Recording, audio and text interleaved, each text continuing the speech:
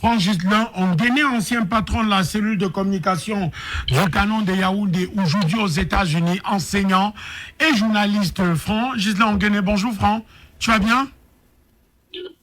Salut Mathieu, salut à tous et à chacun, salut à ton précieux panel et salut à ceux qui nous écoutent. Dis, ça va aux États-Unis, vous êtes basé désormais, ça va? Oui, ça va très bien. Je voulais juste 2 secondes préciser aux uns aux autres mon amour pour le développement du football. Ici, il est 1h57 et je suis debout pour faire cette émission. C'est dire que je me suis fait violence, mais c'est une violence positive dans le sens où ça va permettre à notre football d'avancer. Merci. Ghislain Onguéné. Si on doit questionner la décision de la Fédération camerounaise de football, on peut également émettre un bémol sur le timing. Il y a un intervenant qui a dit tout à l'heure, qui a dit qu'il a fait des recherches profondes et très très importantes. Oui, ici, à Toronto, au Canada. Oui, voilà. Tout à fait. Il voulait comprendre quel était le tort de la FECAFOOT. C'est par là que je vais commencer. Juste préciser que mon développement va se faire en 3 points, plus même minutes justement, permettra de dégager rapidement les responsabilités de la FECAFOOT. Et ensuite, on parlera des clubs et enfin on terminera par la responsabilité du gouvernement. Alors vite fait, déjà dit qu'en ce qui concerne la FECAFOOT, lui-même il a dit dans son développement, ce n'est pas à la FECAFOOT d'organiser un tel championnat. Et depuis le début, on l'a dit. Et d'ailleurs, la stratégie de Samuel Eto'o, baptisé Redonner au football toute sa grandeur, qui est mon livre de chevet, parce que c'est un document que je lis chaque jour que Dieu a créé, parce que cette vision-là, c'est la vision qu'il faut pour le football camerounais. Malheureusement, on ne peut pas dire qu'au moins 10% de ce qui est écrit dans cette vision a été appliqué aujourd'hui sur le terrain. Et donc, dans cette vision, il est clairement spécifié que une ligue de football professionnel devait être mise sur pied dès la première année de la mandature pour permettre véritablement de déployer et d'organiser le championnat professionnel dans les normes. Il faut préciser une chose quand même qui est très claire, c'est que la FECAFOOT, justement, sur ce coup, ne peut pas être taxée de celle qui pose problème dans la mesure où, de manière claire et dans les conditions normales de température et de pression, tout club de football doit pouvoir présenter en début de saison un stade. D'ailleurs, c'est prévu par la licence de club CAF. Parce qu'il faut dire que depuis 2 ou 3 ans, la FECAFOOT s'est alignée aux exigences de la CAF en matière de licence des clubs. Et la licence des clubs signifie clairement que le club doit présenter son stade d'entraînement et son stade de match dans le dossier qui précède son affiliation. Alors, une fois qu'on a dit cela, ça veut dire que la FECAFOOT, c'est exactement ce qu'elle devait faire. Ça veut dire que ce n'est pas ce qu'elle a fait. Elle a décidé de pouvoir elle-même assumer cela. C'est le président de la FECAFOOT lui-même dans une interview qui a dit qu'il avait déjà reçu toutes les factures et qu'effectivement, ils étaient dans un point de payer les factures. On était d'accord avec le procédé. Mais aujourd'hui, on se rend compte que ce n'est pas le cas. Mais ce n'est pas surprenant non plus. Maintenant, ce qui concerne les clubs en eux-mêmes, il faut dire que peut-être on ne le mentionne pas assez, mais le canon sportif de Yaoundé a fait une démarche qui va exactement dans le sens de ce que veut la FECAFOOT. Longtemps avant le début de la saison, elle est allée rencontrer les responsables d'un stade de football. Elle leur a dit, nous pensons que votre infrastructure peut nous être utile. Le stade militaire, plus précisément. Avec elle. Tout à fait. Elle a signé un partenariat avec la structure. Elle a envoyé le contrat à la FECAFOOT. La FECAFOOT a validé ce contrat. Et sur la base de ce contrat-là, la FECAFOOT a établi dans son calendrier que désormais, le Canon de Yaoundé devrait recevoir ses matchs à domicile dans ce stade en fonction du contrat qu'elle a eu, que le club a eu avec le stade militaire. Donc, pour dire que c'était ça déjà la norme. Et tous les clubs devraient suivre cette norme-là.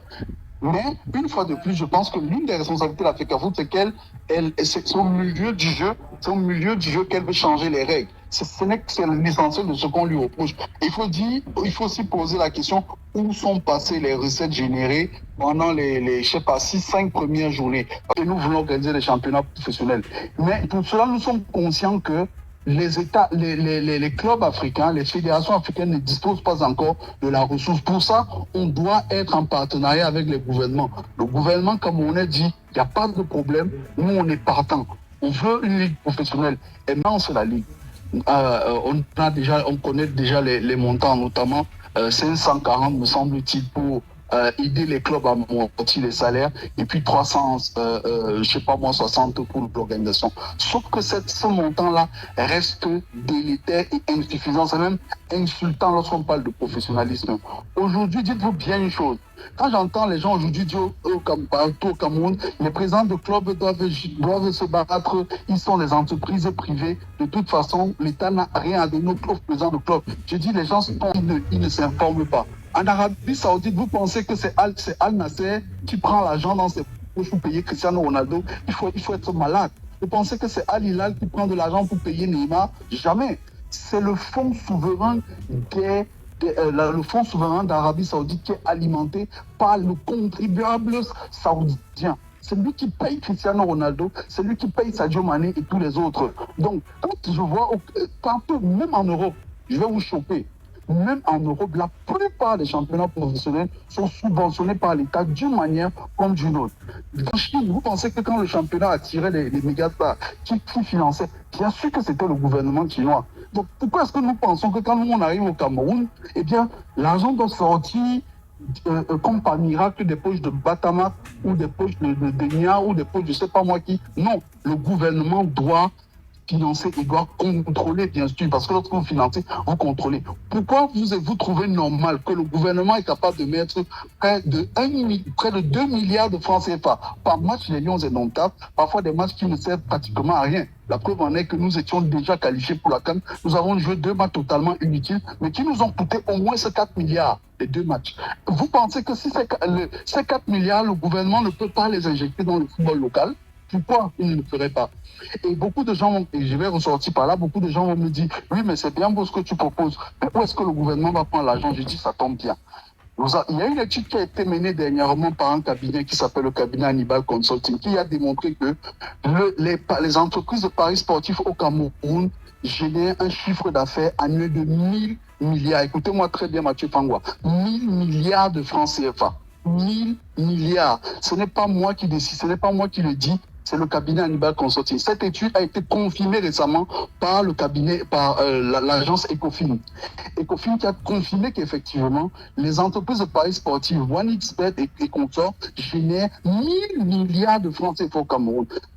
Dans un pays normal, tout ce qu'on fait, et j'ai travaillé sur un projet pareil au Gabon et ça marche plutôt bien, qu'est-ce que l'État fait? L'État se dit, ok, les 1000 milliards, si nous prélevons seulement 5% des 1000 milliards, ça fait 50 milliards pour financer le football camerounais chaque année.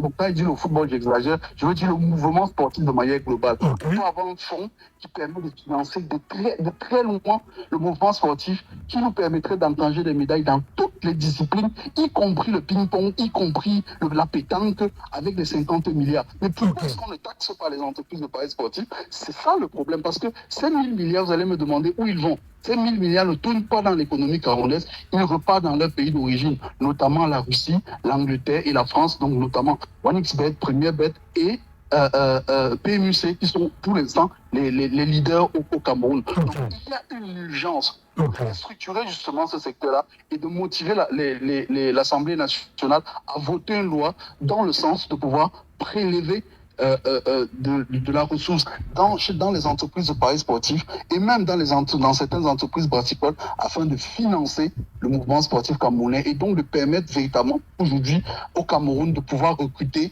et de former des joueurs de qualité. Oui, bien sûr d'avoir des infrastructures de qualité. Merci.